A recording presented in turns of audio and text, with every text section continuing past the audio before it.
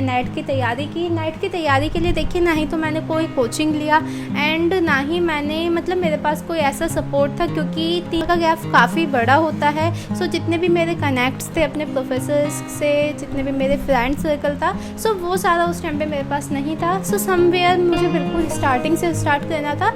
Hello students, आप सबका आपके यूट्यूब चैनल नेट चेयर ज्ञान में स्वागत है। This side Puja, a teaching faculty of non collegiate women education board of Delhi university. I hope आप सब अच्छे होंगे। आज की वीडियो में अपनी जर्नी डिस्कस करूंगी कि मैं कैसे असिस्टेंट प्रोफेसर बनी एट द एज ऑफ 23। काफ़ी सारे स्टूडेंट्स काफ़ी टाइम पूछ चुके हैं कि मैम इतनी सी एज में आप असिस्टेंट प्रोफेसर कैसे बनी, आपकी जर्नी क्या रही।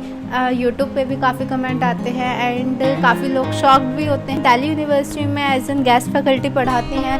सो आपकी जर्नी कैसी रही, क्या चीज़ें आपने की, किस तरीके से किया, तो इस वीडियो में मैं उन सब चीज़ों को डिस्कस करना चाहूँगी सो दैट वो आपके लिए भी हेल्पफुल रहें। किन ऑब्स्टेकल्स का मैंने सामना किया, क्या क्या चीज़ें जो करनी चाहिए एंड किन किन चीज़ों को अवॉइड करना चाहिए, कितना डिफ़िकल्ट है, ईजी है, क्या असिस्टेंट प्रोफेसर इतनी सी एज में बन सकते हैं। सो इन सब चीज़ों को हम आज काफ़ी डिटेल में डिस्कस करेंगे सो दैट ये सब चीज़ें आपके लिए हेल्पफुल रहे एंड जो चीज़ें मैंने फेस की आई होप वो सारी चीज़ें आपको फेस ना करनी पड़े एंड आप स्मूथली असिस्टेंट प्रोफेसर बन पाएँ। सबसे पहले मैं यही चीज़ कहना चाहूँगी, देखिए अगर आप अपनी लाइफ में कुछ करना चाहते हैं एंड आप उसको लेके पैशनेट हैं, सो वो कुछ भी हो एंड कितना भी डिफ़िकल्ट हो वो डेफिनेटली मिल जाता है। भले ही थोड़ा टाइम लगे लेकिन हाँ फॉर श्योर मिलता ही है, क्योंकि मेरे साथ भी कुछ ऐसा ही सिनारियो था एंड मैं उन बच्चों के लिए स्पेशली एंड जो मेरे कॉलेज के स्टूडेंट्स हैं उनसे भी यही कहना चाहूँगी।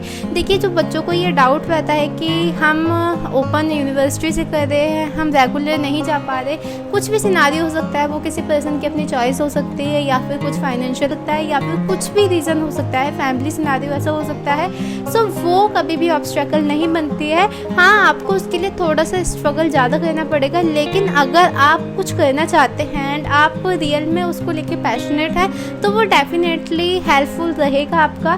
ये चीज़ मैं इतने कॉन्फिडेंट से इसलिए बोल पा रही हूँ क्योंकि देखिए मैं नॉन कॉलेजिएट में एज एन गेस्ट फैकल्टी पढ़ाती हूँ एंड मैंने पोस्ट ग्रेजुएशन एंड ग्रेजुएशन भी आपकी नॉन कॉलेजिएट से ही की है। मैं रेगुलर स्टूडेंट नहीं हूँ। जो बच्चों के माइंड में ये क्वेश्चन काफ़ी रहता है एंड स्टूडेंट मुझसे भी पूछते हैं कि मैम हम नॉन कॉलेजिएट से हैं तो हमें क्या वही सेम अपॉर्चुनिटी मिल पाएगी जो रेगुलर स्टूडेंट को मिलती है। सो डेफिनेटली यस, आपके पास भी बहुत अच्छी अपॉर्चुनिटीज़ मिल सकती है। देखिए मीडियम क्या है वो मैटर नहीं करता है, लेकिन आप कितने सीरियस हैं अपनी चीज़ों को लेके वो मैटर करता है। तो इस चीज़ को लेके कभी भी डिसअपॉइंट मत होना कि हमें ये अपॉर्चुनिटी नहीं मिली कि हम रेगुलर कॉलेज नहीं जा पाए या फिर हमारे पास अगर ये रिसोर्स होते तो हम ऐसा करते। वो सारे एक्सक्यूज़ेस हो जाते हैं। अगर आपके पास रिसोर्सेज कम है तब भी आप वो सारी चीज़ें कर सकते हैं, आप दूसरे को कॉम्पीट कर सकते हैं एंड आज के डेट में तो सारे रिसोर्सेज आपके बहुत स्मूथली आपके पास अवेलेबल हैं। टीचर काफ़ी अच्छे हैं, फैकल्टी बहुत अच्छी है, काफ़ी हेल्पफुल रहती है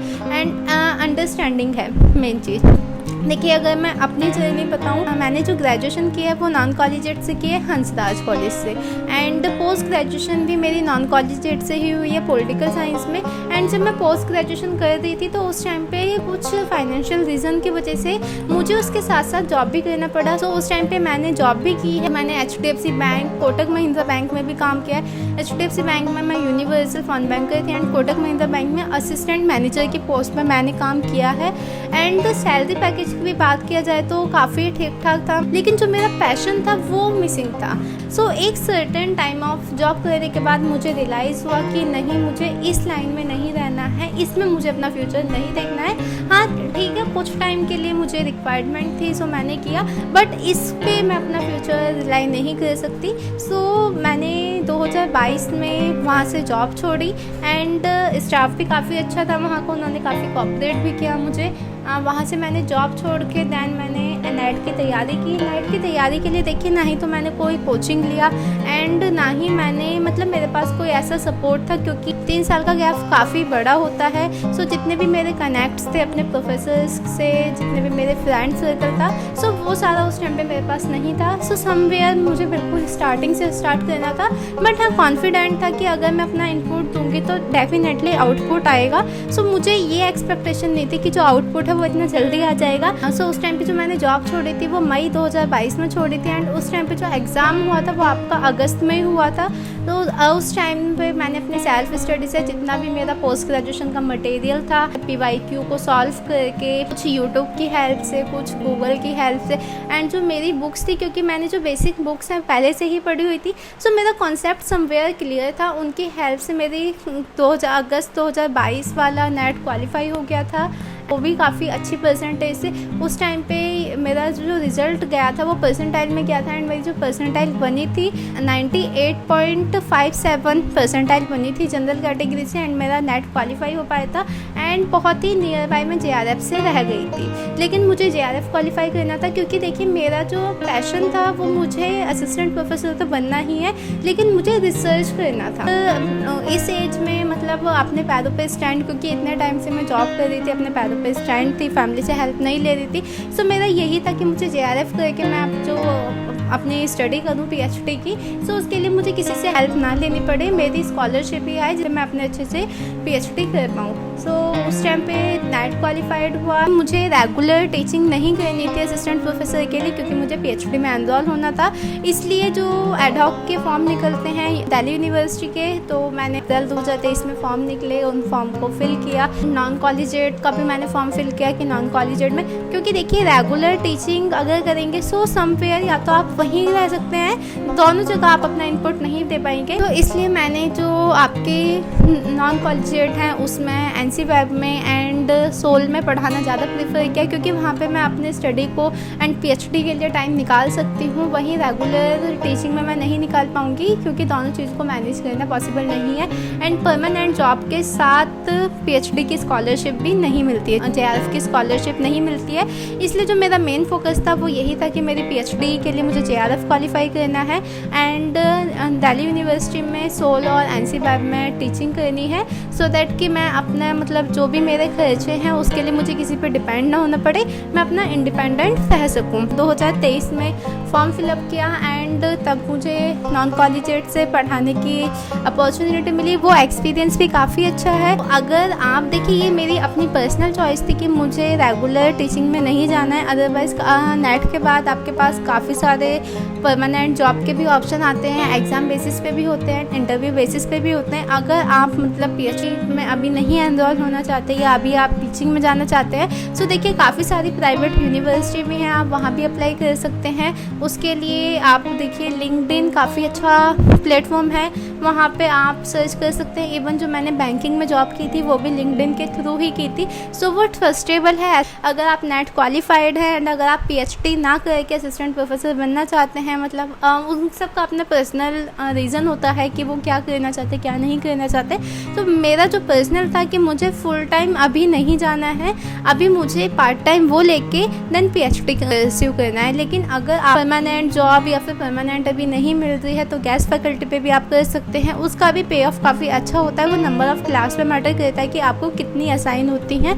आप DU में भी गेस्ट फैकल्टी के लिए अप्लाई कर सकते हैं। अगर आपका मतलब गवर्नमेंट किसी यूनिवर्सिटी में नहीं हो रहा है तो आप प्राइवेट भी काफ़ी यूनिवर्सिटी आप उनमें अप्लाई कर सकते हैं। तो ये मेरी पूरी जर्नी रही है जिसमें मैंने मतलब देखिए स्ट्रगल हर किसी की लाइफ में होता है, किसी की लाइफ में कम, किसी की लाइफ में ज़्यादा। को आपको अपना वीकनेस नहीं प्लस पॉइंट बनाना है, उसको अगर आप अपनी वीकनेस बना लेंगे तो आप समवेयर वहीं पे स्टक होकर रह जाएंगे। आप अगर इसको अपना प्लस पॉइंट बनाएंगे तो आपको ये बहुत हेल्प करेगा। एंड जो भी स्टूडेंट्स या जो भी पर्सन डिसअपॉइंट होता है इन चीज़ों को लेके कि नहीं हमारी सिचुएशन ऐसी थी, हम ये करना चाहते थे लेकिन हम नहीं कर पाए, सो ये समवेयर एक्सक्यूजेस होते हैं। अगर आप कुछ करना चाहते हैं so definitely and damn sure आप कर सकते हैं, बस आपको उसमें इनपुट देना है। इनपुट देते जाइए, आउटपुट अपने आप ही आएगा। क्योंकि ये मेरे साथ इसलिए मैं ये कह सकती हूँ कि क्वालिफाई करने के लिए मैंने गैप लिया था, तो मुझे खुद भी अपने आप से एक्सपेक्टेशन नहीं थी कि हाँ 3 महीने में इतने लंबे टाइम पीरियड ऑफ गैप के बाद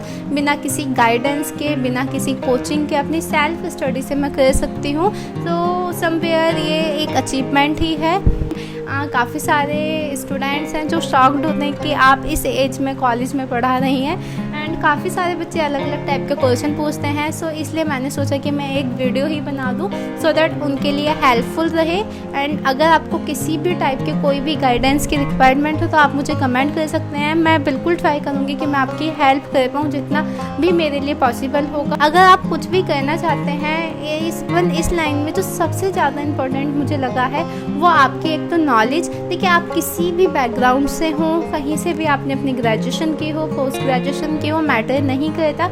मैटर ये करता है कि आपके पास नॉलेज कितनी है। आप ये इन सब चीज़ों को लेके बॉदर मत होइए कि मेरी ग्रेजुएशन मैंने इग्नू से की है, ओपन यूनिवर्सिटी है, मेरी पोस्ट ग्रेजुएशन यहाँ से है तो मैं नहीं कर पाऊँगी। ऐसा नहीं है, आप अपनी नॉलेज को बूस्ट कीजिए। नॉलेज आप कहीं से भी ले सकते हैं। ऐसा नहीं कि आप जहाँ के जिस यूनिवर्सिटी के स्टूडेंट्स हैं वहीं का मटेरियल आप गो थ्रू करें। सो वो आपकी चॉइस है। आपको नॉलेज आज के डेट में हर जगह से आप ले सकते हैं। सो नॉलेज जितनी ज़्यादा होगी आपका स्कोप उतना ही अच्छा होगा, उतनी ही स्मूथली आप जो करना चाहते हैं कर पाएंगे। एंड एक खुद के ऊपर कॉन्फिडेंस रखिए कि हाँ मैं ये कर सकता हूँ, हो जाएगा। सो डेफिनेटली आप कर पाएंगे। जो लास्ट क्वेश्चन रहता है कि मतलब किस तरीके से असिस्टेंट प्रोफेसर बने। अगर आपकी PhD कंप्लीट है एंड आप अभी तक असिस्टेंट प्रोफेसर नहीं लगे हैं, सो देखिए अगर आपका गवर्नमेंट यूनिवर्सिटी में नहीं हो पा रहा है, एक स्टेट में नहीं हो पा रहा, सो आप एक्सप्लोर कीजिए। इतनी सारी प्राइवेट यूनिवर्सिटी हैं, लिंक्डइन पे जाइए, वहाँ पे आप सर्च कीजिए, अप्लाई कीजिए, इंटरव्यू दीजिए। इंटरव्यू देंगे तो आपका भले ही रिजेक्शन हो लेकिन वहाँ से आपको नॉलेज मिलेगी कि किस टाइप के क्वेश्चन पूछे जाते हैं। इस तरीके से आप करेंगे। I agree, maybe directly आपकी परमानेंट जॉब ना मिले, आप एज अ गेस्ट फैकल्टी लग सकते हैं किसी प्राइवेट यूनिवर्सिटी में, क्योंकि देखिए एक्सपीरियंस आपका काउंट होगा। ओके, एंड एक्सपीरियंस के बेसिस पे ही आपको आगे फर्दर अपॉर्चुनिटीज़ मिलेंगी। एंड अगर आप PhD करना चाहते हैं एंड उसके साथ साथ आपको पढ़ाना है, तो आपके लिए देखिए गेस्ट फैकल्टी में जो ओपन यूनिवर्सिटी है, लाइक अगर आप दिल्ली से बिलोंग करते हैं तो इग्नू है, इग्नू में आप पढ़ा सकते हैं। दिल्ली यूनिवर्सिटी में आपका सोल है एंड आपका नॉन कॉलेजिएट है जो स्पेशली वुमेन के लिए डिज़ाइन किया हुआ है। एंड 12th के बाद मैं तो देखिए नॉन कॉलेजिएट से ही जुड़ी हुई हूँ। वो सारी चीज़ें आपको मिल जाएंगी, बस आपको अपने ऊपर कॉन्फिडेंट रखना है। आई होप ये वीडियो आपके लिए हेल्पफुल रहा हो। अगर आप इस चैनल पर नए हैं तो सब्सक्राइब कर लीजिए। Thank you for watching this video. Have a nice day.